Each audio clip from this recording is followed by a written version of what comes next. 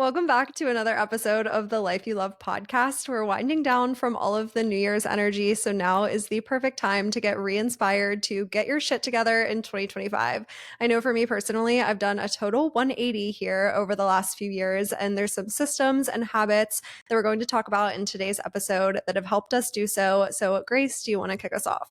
I would love to kick it off, because right before Erin and I were getting on here, we were just saying that we both are like really stressed out with like different things. And it's just, guys, okay, it's tax season and taxes as a business owner are just like a mess and it's just overwhelming. And there's just a lot that goes into all of that. And it's very draining. You always feel like you're doing it the wrong way. And it just kind of, I don't know, overwhelms us. It really does. And moving and health stuff, there's a lot going on for these, for us over here. And this is actually perfect timing to do this episode because we both were just saying, I was like, I need to factory reset my life, the whole thing, like just factory reset, get back on my game.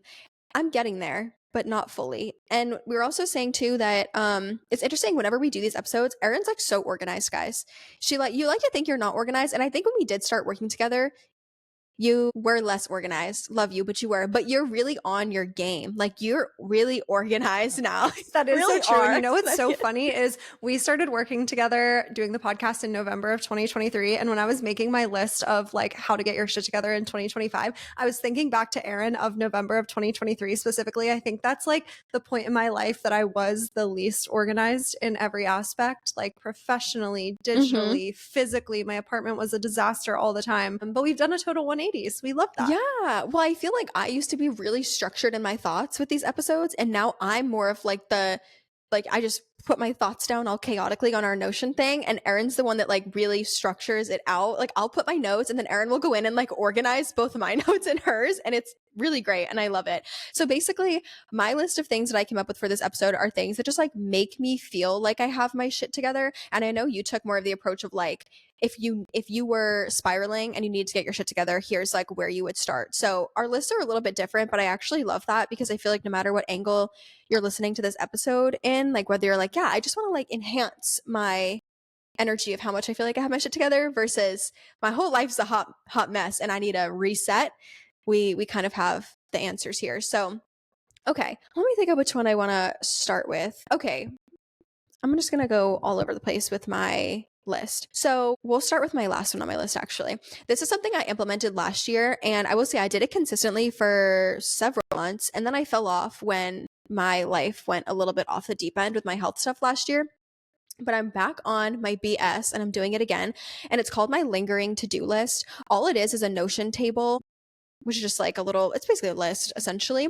And I keep track of any lingering to dos. So it's stuff that like does not need to be done immediately or doesn't have like a specific deadline or a deadline that's further out. And I write down what the task is and then I write down how long I think that task will take me. And it is honestly so helpful because you know those little things that just pile up. Like, for example, it sounds so silly, but I moved into a new apartment. I need to get my car detailed. My car is horrid from like the drive down here, just getting all like covered in salt and dirt and whatever. It needs to get cleaned. She's well overdue. But also, I had to put up the new parking sticker in my car. I have my parking sticker from my job at a daycare that I had when I was 19. It needs to be off my car. It's just irking me that it's there. So like those are two things I added to my lingering to-do list of like, go get the car detailed and get the stickers off. I just need to go sit in my car with a freaking scraper and sit there for 30 minutes and scrape all these extra stickers off. It's not that important, but it's something I want to get done. And so I put it on that list. Or if there's some sort of appointment that you need to book or just like any like small thing that would be like a nice to do or even a need to do, but there's no deadline. Whenever I think of it, I just put it on that lingering to-do list. And then when I have a free moment and I'm like, you know what, I'm feeling productive today and I just got a bunch of things done, I go on the lingering to-do list. I see, okay, what needs to be done? And I know, okay, I have 30 minutes. I can knock out this 30-minute task. Or, okay, I actually have a lot more time today. I have an hour. Let me go knock out this hour-long task. And there's nothing more satisfying than when you have it on a list and then you can boop, boop, boop and check them off. Like I'll sit down for a day and I'll be like, yeah, let me call like the car detailing place, make that appointment, boop, done. Then I'm like, okay, let me make this appointment, boop, done. Let me go clean my car. And it's so satisfying when you can just check it all off. Yeah, I do something similar because I also used to be really bad at just like having all of these lingering to-dos and they would linger in my brain. And there is like no worse feeling than when a bunch of miscellaneous things are lingering in your brain because you only have so much brain capacity. And when it's all of these like random things that you know you need to do, but you're just like so unmotivated to do because yeah, it's all of the things that don't have deadlines because I am the type of person that like when I have a deadline like that day, I'm super productive. But if it has no deadline, it will never get done. Mm-hmm. So I do something similar, and it was something that I implemented at the beginning of 2024 to get out of my like super chaotic state in November of 2023.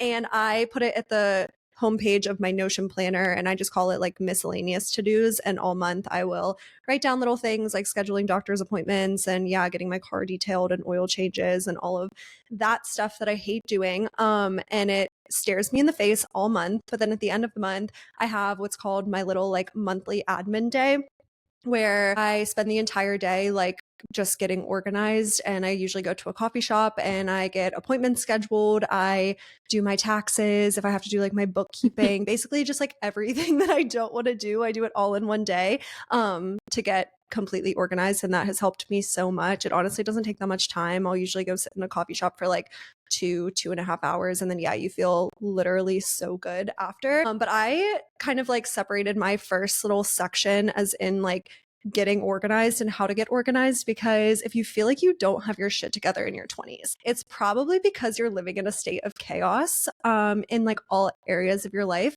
And if you feel like it's only one area of your life, you're probably discounting how much that one area is like spilling over into your other areas of your life. So, for example, me in November of 2023, I was living in a 1-bedroom apartment that was like pretty small and my desk was in my living room and my apartment was such a disaster all the time. Like I literally never kept that place clean. I just had really bad habits around keeping my apartment clean and organized. So that would kind of spill over into like my work and I would be super anxious throughout my work day because I'm not like working in a clean space and all of that. So you're kind of like probably discounting those things, but I would start by getting myself organized in 3 areas of my life. I said financially, physically and digitally.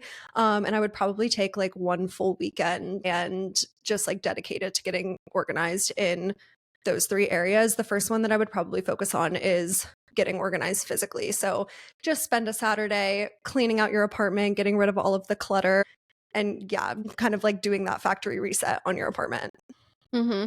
Your admin day thing that you do every month, I remember the first time you brought that up to me, and I was like, I need to do that. That would actually be so beneficial. And then I did it like once, and then I never did it again. Because for me, if I don't put it in my calendar, I'm not going to do it. And I need to just put it in my calendar to be like the last weekday of every month. I'm going to sit down and friggin' do it. And it's funny because I do summer Fridays, which it's not summer right now, but in the summers, I take every Friday off and just go do whatever I want. And I mean, now that I'm in Florida, pretty much every Friday is a summer Friday, but I block those days off of my calendar so people they can't schedule meetings with me. So I should really, in this moment, I'm realizing as we're actively talking about this, I should make Fridays like my little like admin, like even if I take an hour a week to just do like admin and go schedule all of the things because it would really help. And you also reminded me too that one of my favorite like little stats ever, I think it came from Psychology of Money from that book, but don't quote me on that because I read it a long time ago. But it basically was talking about how in control of your life you feel is the number one indicator of happiness. And that was one of the things that like pushed me to create content about personal finance because I felt like that's where a lot of people feel out of control of their life. And that's the whole like why behind why I create content. I want people to feel more in control of their life because then they'll feel happier. And I think that reminded me like when you were saying like when everything's physically all over the place because you're looking at the lack of control that you have over your space, like you can physically see it. Yeah, I heard a stat the other day that was saying, I forget what exactly it said, but it was essentially talking about how much energy your brain expends trying to block out all of the chaos and clutter, which again, this is coming from a person who has never in her life prior to like very early in 2024, has never had good habits around keeping her space clean. Like when I lived with roommates, it was always fine. But then when I moved into my first apartment by myself, I like didn't have anyone to hold me accountable to keeping up with like putting dishes in the dishwasher, and laundry was a big one. I would literally like take clothes out of the dryer and use that as my like closet for 2 weeks until I had to do laundry again. Like that was the life that I was living. And you have no idea how much like everything is just harder. Like picking out an outfit costs so much energy because you can't find your clothes. Like just little things like that. You don't realize how it like physically drains you. So yeah, that's like a big one. I would probably like step one if you're listening to this. And if you're listening to this, you're probably in a state of feeling like you need to get your shit together in your 20s. I would spend the next Saturday spending the whole day just like completely doing a factory reset on my apartment and getting organized physically. But then the second part of that, I do think, is like digital organization, which for the longest time I kind of like didn't put this as a high priority. And now that I am digitally organized, it is like totally a game changer. Everything from what you said with like the lingering to-do list to, I know we both use Notion and we have kind of like our own systems as to, it's just like when you wake up in the morning, you need to know what you need to do. Because if you don't, you're going to spend all day super anxious and you're going to end the day feeling like you didn't get anything done and you weren't productive.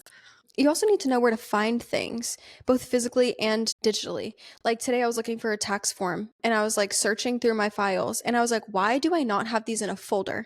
Put them in a freaking folder, Grace, or like on my phone. I mean, obviously since we create content, we have probably more photos and videos than the average human, but it's like, I'll be like looking for something and I can't find it. And I just, I need to, it's on my lingering to-do list to sit down for an hour and go through all the files on my computer and then an hour and do everything on my phone and just like clear it all out so I can kind of reset. But on the topic of your physical space in your apartment, one of the things that I guess that they're kind of two things that go together. That make me feel like I have my shit together more and really help me keep my shit together. And one is owning less things. So nothing makes me feel more disorganized than when I have excess things lying around. And I've mentioned this on the podcast before. I hate excess things. I hate things without a purpose, like just being in my space. I inherited this trait from my father because he is this way. If he sees something that it's not where it needs to be, or it does not belong there and we don't need it in the house, he's like, whose is this? Whose thing is this? Oh, do you need it? And if we don't need it, he'll like try to get rid of it. It's so funny. But I just I hate excess things with no purpose. And there's a couple of reasons. One, it's just like, what is it doing there? Why? It bothers me that it's there. I feel like it creates clutter.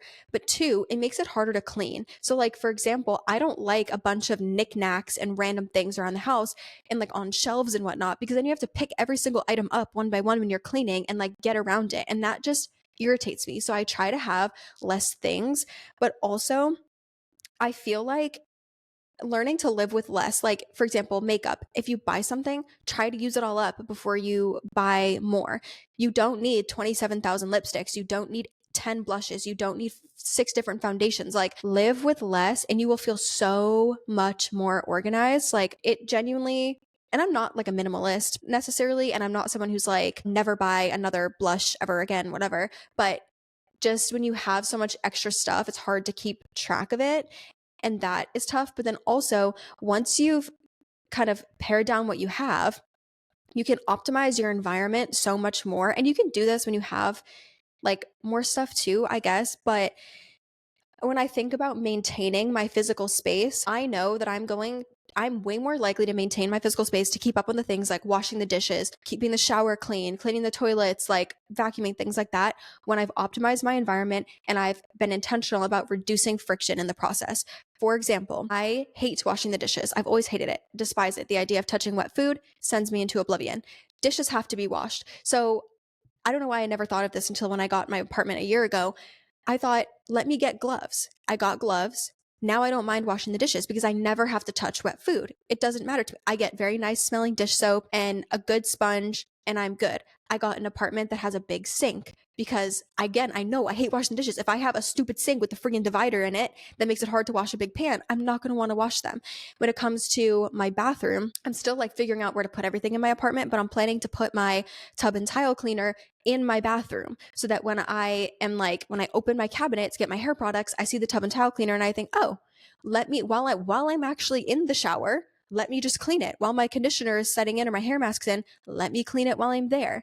Like doing little things like that make you do your habits or make it reduce some of the friction in your habits will help you actually stay on top of them far more.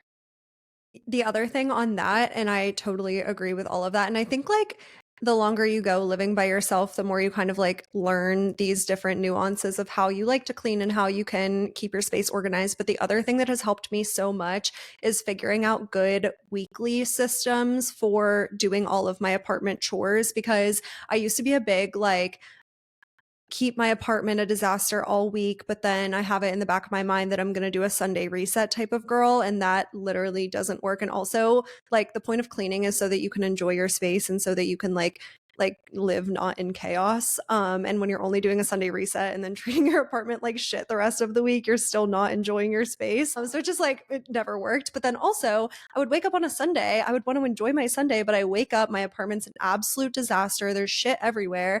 And then I would have to pick up and then deep clean. And the process would take me like 6 hours. So now I'm at a point where one, I have like pretty good daily habits around keeping my apartment relatively picked up. Like I do a 20 or 30 minute, I call it like a closing shift after work, where as soon as I shut my computer, I go out into my living room and I clean up everything. I put the dishes in the dishwasher. I just like have a good starting point already. But then I have different points in the week where I do different things. So my three big like cleaning times are typically Wednesday nights, Friday afternoons, and Sunday like morning or afternoon or whenever on a Sunday.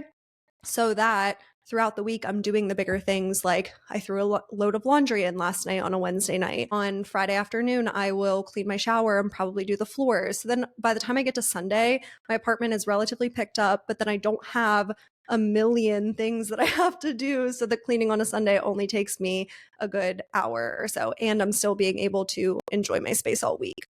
I also think too, one thing I would try to do when I would clean in my last place, just moved in here. So I've obviously cleaned it since I moved in here, but when we're filming this, I've only lived here for like 3.5 weeks. So there hasn't been anything to like deep clean yet, but unless I guess when I first moved in, but I really like to habit stack as much as possible. So like listening to the podcast I want to listen to, or an audiobook while I'm doing it, or like FaceTime my friend while I'm cleaning. Or like I said, a lot of people for shower cleaning. I've also heard it's really good for people with ADHD. You can literally get one of those like brushes. They're meant for dishes, but they work in the shower too. And you can put just like dish soap in the brush and hang it in the shower, because apparently don't quote me on this, but I just saw a video about it where someone said it was really helpful for them with ADHD because they would see it and it would remind them to do it. And then while their hair mask was in or whatever, they would just do like a light clean. Yes, you'll still need to deep clean the shower and stuff, like, however often you want to do it. But by doing a little bit at a time, you're keeping your space clean while you're doing something else. You have to stand there with your hair mask in anyways, or your conditioner. So why not do it at the same time? But I try to do little things like that. And that really helps, like stacking it on top of something else that I want to do. Okay, let me look at some other things on my list here. Things that make me feel like I have my shit together. Okay, this is one that I feel like I started doing this probably when I moved into my last apartment. I would say it became like a bigger boundary, but so I don't use alarms. I don't wake up to an alarm. A couple years ago when I found out I had celiac, my body was like in shambles, and I had a client who told me, I thought it was so funny. She was like, "I don't believe in alarms." And I was like, "What do you mean?" And she was like, "I just don't believe in them." And I was like, okay. And something about it really stuck with me. And I was like, you know what? I don't believe in alarms. Like, I was like, I'm not going to wake up to an alarm anymore, and I'm going to see what happens. So when I found out I had celiac, I was like, perfect time to try it. My body really needs a lot of rest. I stopped setting alarms. I just started waking up when my body was ready and going to bed when my body was tired. Obviously, I have the privilege of being able to do that because I work for myself and I don't have to get up at a specific time. And at first, I was sleeping like 14 hours a night. It was actually crazy, but it was clear that my body really needed the rest. And now I sleep more of like a normal amount every night. But when I started doing that, I was like, okay, I started to realize how much I spent time on my phone right before I went to bed and right when I woke up.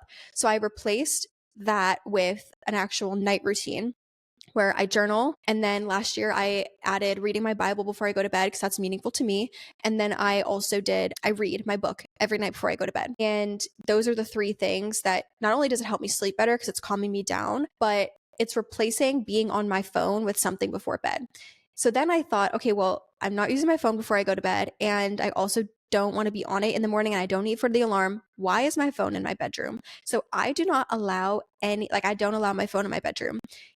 I will say I have done this a little bit in my new apartment because I didn't have a couch until last week. So when I wanted to like get some stuff done on my computer or watch a show, I would allow my laptop in my bedroom, but I try not to. And I do really feel like it's made a massive difference for me. They do say scientifically having a space that is solely for sleeping, the only thing you do in there is sleep, is really good for your sleep health and sleep quality. But I genuinely like, and I really believe that because having a space that is just, yeah, just for sleeping makes such a difference. But no scrolling before bed, no scrolling when I wake up, and I charge my phone like in another room at night. And if you need to wake up to an alarm, I recommend getting something like a Hatch alarm or like a dupe for a Hatch alarm. I feel like there's so many out there now, but something that's gonna like, you can't just like pick up your phone and start scrolling. And on the same kind of wavelength, which goes along with that, when you wake up, your brain enters the like theta brain state is what it's called. And this is what Google said. I copied it over. Your brain is in theta brain state, which is a transitional phase between deep sleep, which is delta waves, and full wakefulness, beta waves, characterized by a slight drowsy, daydreamy feeling and increased access to your subconscious mind. That's the key part. So when I wake up, instead of going on my phone, I will sometimes come out of when I'm getting ready, I'll come out of my room and I'll get my laptop and I'll put on a podcast or some sort of like positive, like, I don't really do audiobooks, but like usually it's a podcast or some sort of like positive music or music that makes me feel happy or has good messaging because my brain is kind of in that like, and I start to enter full wakefulness pretty quickly, but my brain's in that state. And so that's how I kind of ease into my day instead of going right on my phone. Yeah, totally. I feel like we can spend a long time on like night routines and morning routines because I'm super passionate about this as well. For the night routine, I definitely keep my phone in my bedroom. But one thing that I started doing last year, which has been super helpful, is I put my phone on Do Not Disturb at 8 p.m. every single night, 8 or like 8:15 because I'm in bed by 8 or 8:15 every single night. And Do Not Disturb has been like such a game changer because I wake up with a million notifications on my phone, like emails and just like random shit. Like people text me throughout the night or like a group message that I'm in or just random stuff. And when you like look at your phone first thing and you have a million things, you're not in control of what you see because you're not in control of who's contacting you. So it's just like you're setting yourself up to be anxious first thing in the morning. So I wake up and then I probably keep my phone on Do Not Disturb for the next like hour and a half, I would say. I do believe in alarms. I love alarms. I love waking up. I love waking up early and I love having, I just love having like a long morning routine because I feel like I'm kind of like giving myself a day before my day starts. So my Hatch is set and I agree. I feel like after having the Hatch for 2 months, I really like it, but I do think there's a lot of dupes out there. Basically what you're paying for, or at least what I'm paying for is when my alarm goes off, my room starts getting bright. So it's supposed to mimic you waking up with the sun, which like is awesome. But I feel like there's a lot of alarm clocks that do that out there at this point. But my Hatch goes off at 5:30 every morning. So at 5 a.m., the room starts getting brighter. At 5:30, I get up, I do my skincare, wash my face, and then I journal in the morning. And I feel like that kind of goes into like the theta wave state that you're talking about. I don't listen to podcasts first thing in the morning because if I'm being totally honest at this point in my life, I get like so overstimulated so easily. Like 9 times out of 10 at this point, I'm listening to nothing at the gym. I have my AirPods on noise cancellation and I'm like working out in silence. You work out in insane. silence. It's insane. Are It's you so well? insane.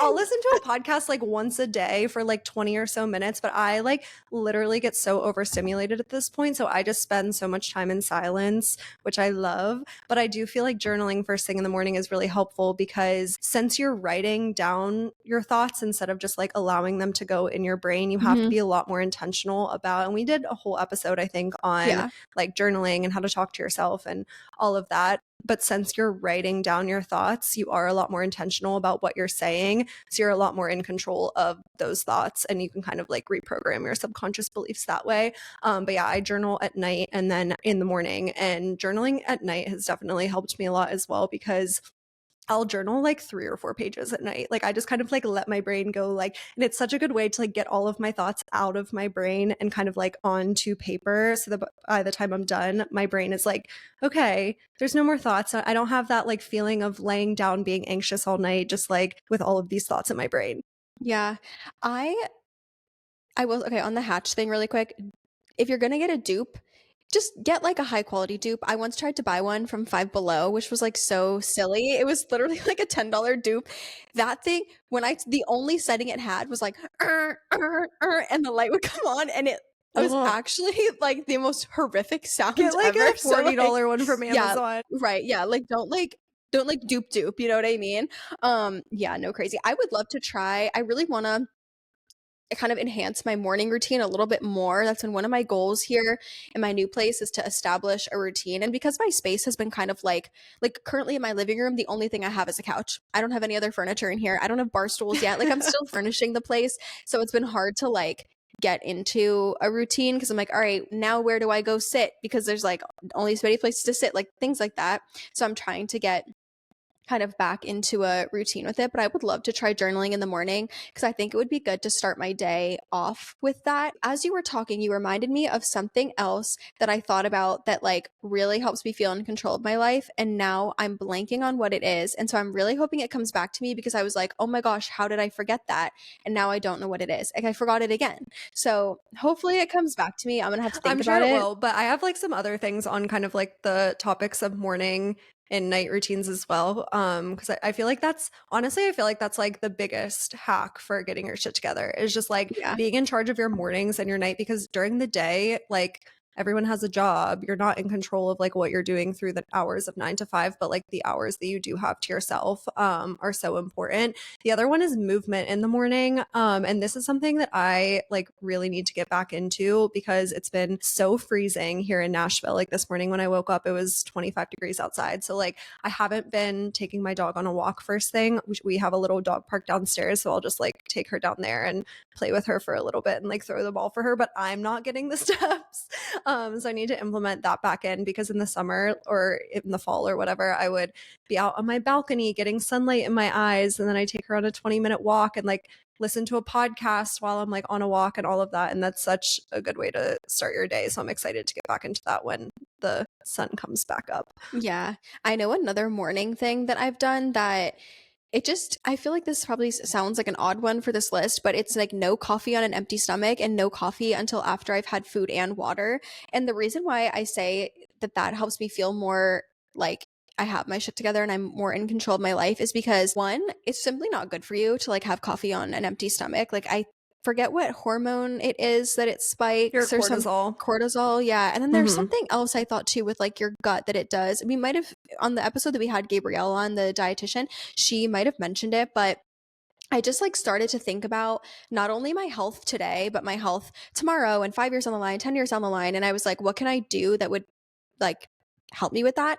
And when I used to just drink coffee like in the morning with my breakfast, but I started just replacing it with water and then doing my coffee, like waiting for not that long, but I'll just like try to eat my breakfast and drink a lot of water before I have coffee. I didn't realize that the coffee was making me feel a little bit anxious when I was drinking on an empty stomach. Like, because I'm more of an anxious person, that's like more of not my natural state, but I just deal with anxiety. I thought that it was just, that's how it was. But I have noticed a difference when I wait. I do feel better, which is really nice. And so, yeah, I definitely recommend like timing it a little bit later if you feel like that could possibly be a thing for you.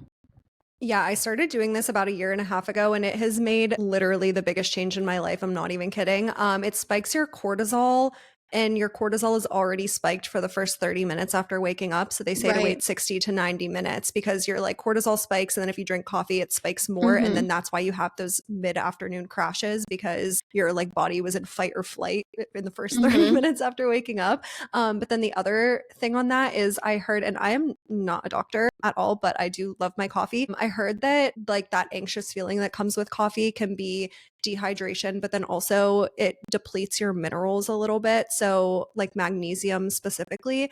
So I've been trying to drink electrolytes in the morning, and the electrolytes that I take have magnesium and potassium in them. So just like getting hydrated, getting all my minerals in, and then drinking my coffee about an hour or so later. And on the topic of this is something that's like so underrated for like kind of getting your shit together in your 20s. It's just the idea of delayed gratification, and like waiting to drink your coffee is one of them, but some of the other ones I have on this list is like cleaning and getting all of your chores done before relaxing, cleaning the kitchen before you like have your dessert, so you cook and then you make your kitchen all clean and put all of your dishes away and then you have dessert. Or then even if you have a sweet tooth and you want a sweet treat, like waiting until nighttime as opposed to having sweets like after breakfast or after lunch. It's just like, I forget where I heard this from. It was definitely on a podcast, but just like the idea of delayed gratification and like how much more you enjoy that thing when you wait until the appropriate time to have it. So for example, if I am working out in the morning, like not drinking coffee before the gym or on the way to the gym, when I get back from the gym and I shower and I get all clean and then I sit down in my clean kitchen, I'm going to enjoy that cup of coffee so much more than if I drank it an hour and a half before. I think that's also just like a life lesson of like, I feel like people want like the instant quick thing. And if you can be okay or learn to be okay with delayed gratification, I feel like you'll be a lot more just like successful as a whole. Because a lot of things also, you're not going to get instant gratification from them. They take time as well. So like being okay with that is really good. Okay. I really cannot think of the other one. I have one more on my list, but I can't think of the other one. And it's really peeving me because it was like one where in my head, I was like, oh my gosh, how could I have forgotten that? Like, because you were talking about morning routines, but then I really don't know what it was, and it really is gonna like that's gonna bother me so much. I'm like really upset. Anyways, the last one on my list was investing in your appearance, and this is something I made a couple videos about, talking about just like investing in your appearance. And I feel like it's sort of a controversial topic. Some people just get really weird about this type of thing, but when I was feeling really out of control of my life, just like things were just kind of like spiraling out of hand, and that I wasn't, because of how stressed out and busy and things I wasn't keeping up with myself. Like I wasn't getting my hair trimmed, and my hair, like my bangs were starting to look crazy. My eyebrows, I got them done today, but if you saw them this morning, shook to your core, because I have hair in the middle. So if I let it go too long, I will literally get a unibrow. I used to have pretty much like a little faint unibrow when I was a kid. So when I let things go, I start to feel and look, frankly, unkempt. And it's just not a cute look. And I start to feel that. Like I go out and I don't feel my best self. I take pictures and stuff. I don't feel like my best self. And so even just doing little things like, after I had the allergic reaction last year, it was, for anyone who's new, it was to my dip nails, but I didn't know it was my dip nails. So I developed like a major rash all over my face. My eye was like so swollen, it was like swollen shut, and I got like acne after, and also my nails got completely ruined. They were like super bumpy. They're still somewhat bumpy to this day, but I was trying to find something that I could do instead. During that time when my nails were just growing out, I just let them grow out in their natural shape. They looked horrid, so bad. So the other week, I was like, enough is enough. You look like your nails look like boy nails. Like there are men who have better nails than me. So I was like, that's enough. Literally, I'm not even kidding. My nails, I mean, because your natural nails, sometimes they grow outward or they're just like, no. So I was like, all right, we're going to sit down. I ordered some Dazzle Dry, and I'm actually really impressed. They're like holding on really well. And I did my nails. I sat there and I filed my nails. I went and got my eyebrows done today. I got my lashes lifted and tinted today. I booked an appointment with an esthetician. I think I remembered the other one, which is good. It came back to me. But I just like started to attack some of the things that made me feel a little unkempt. And you don't have to like spend a lot of money on it. It could just be, again, just like filing your nails and plucking your eyebrows, or buying an eyelash curler and curling your lashes before you leave the house. Just like little things that make you feel better for you, not like for anybody else, things that make you feel better, whatever that is. And if letting your nails grow out or your hair grow out or whatever it is makes you feel better, yes. But sometimes I feel like my own self-care goes out the window when I feel like my life's spiraling and like things are out of control. And then that just makes me feel like, I don't know, it makes me feel bad and like unconfident. And I'm like, okay, let me reset and like, let me take care of myself. And I don't know if this is making sense, because I feel like I'm trying to explain this and it's not coming out the way I want it to, but I just feel like those are things that when I feel like my life is spiraling, I start to realize I'm also letting myself kind of go in that process. And when I'm keeping up with myself, like even just doing my nails, I did these last Saturday, today's a Thursday, I feel more confident because now my nails don't look raggedy. And I think this also goes with like your clothes, like stop wearing the holy sneakers and the raggedy t-shirt. You know what I mean? Put on something nice when you leave. And these are all things I'm working on too. I'm not trying to point the finger, but you know what I mean? And kind of going on this topic, the other one that I forgot about earlier is adopt a solution-oriented mindset. This is like a big thing that's really helped me feel more in control of my life, and also taking action faster, which is something that I picked up from you. Like, you just take action. You just like do something. Like, sometimes like you're like impulsive, which but like sometimes it like really works out for you. It does. I'm someone who likes to think things through a lot more, but I have learned to be more, not impulsive, but more, I guess, yeah, more impulsive, more just like action oriented in a lot of ways. But also, I think earlier in my 20s, I would kind of sit in the boohoo, is what I like to call it, the boohoo mindset for a long time. Now I give myself a moment to boohoo, and then I say, okay, what are some solutions here? Because you can only sit and boohoo about it for so long before it's just like, what are you doing? Like, this is, to be honest, it's, you look dumb. You know what I mean? Like, that's what I would say to myself. I'm like, you look dumb, Grace. I'm like, you're sitting here and you're boo-hooing about the fact that your apartment isn't clean. Okay, stop boo-hooing and freaking clean it up. Set aside a few hours and clean it up. Figure out a system. You have to try something at some point. So if you're not sure what's going to work, okay, maybe if we get some bins for the apartment, maybe then this will help me be more organized if everything has a place. Okay, then if that doesn't work, what am I going to do? Or, all right, my finances, I feel like I'm spiraling out of control with my finances. Okay, great.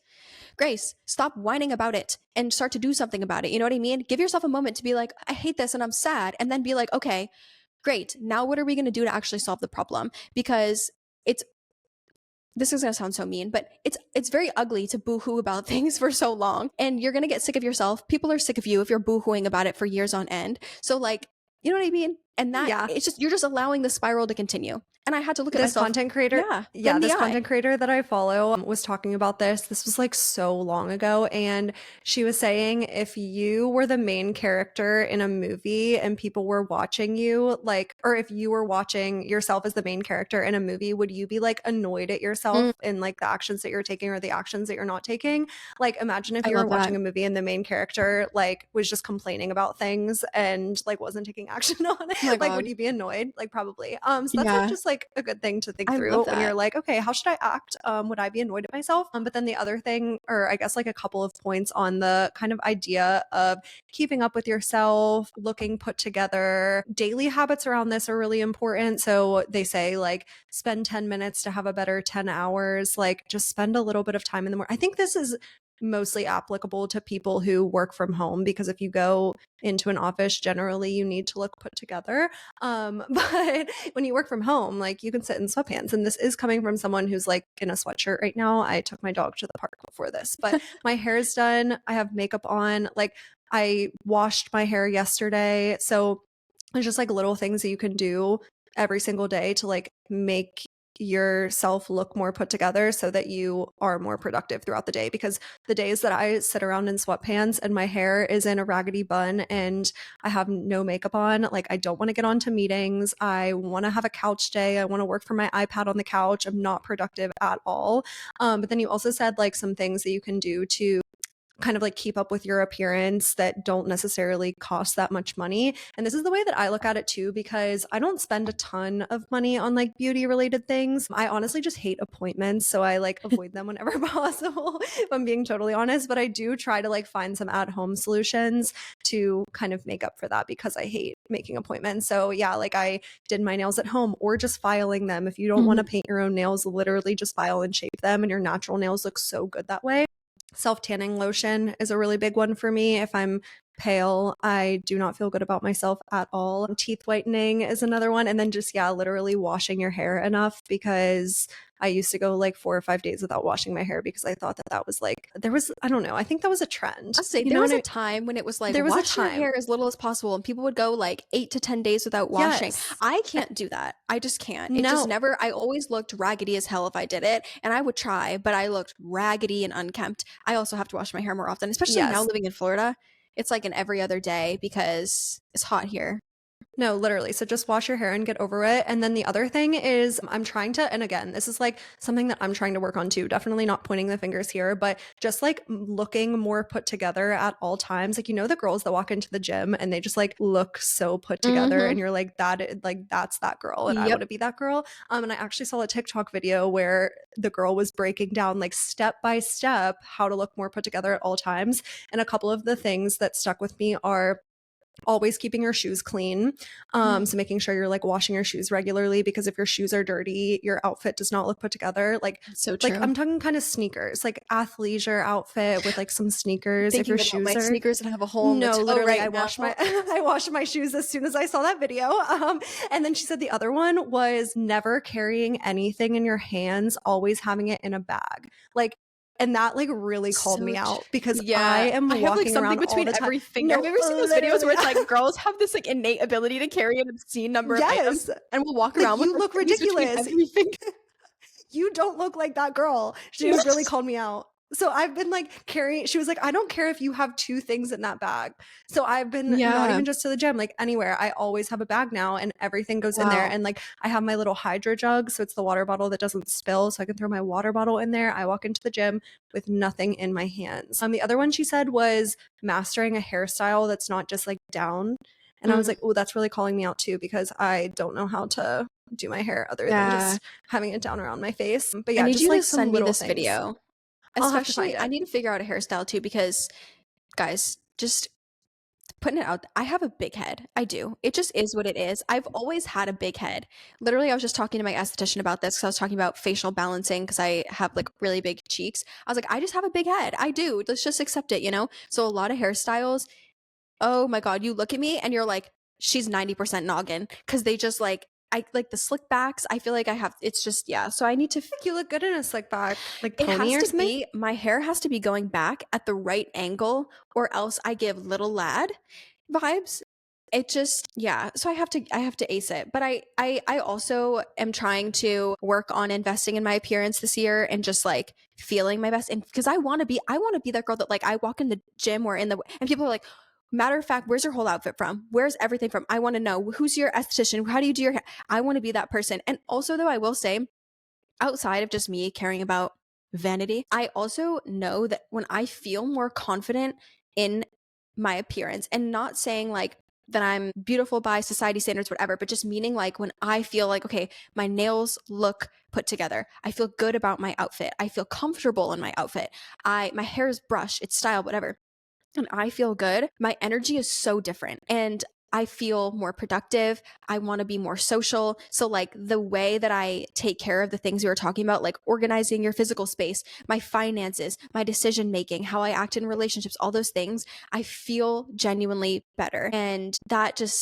makes, Yep. I don't know, makes a big And I difference have for a- me.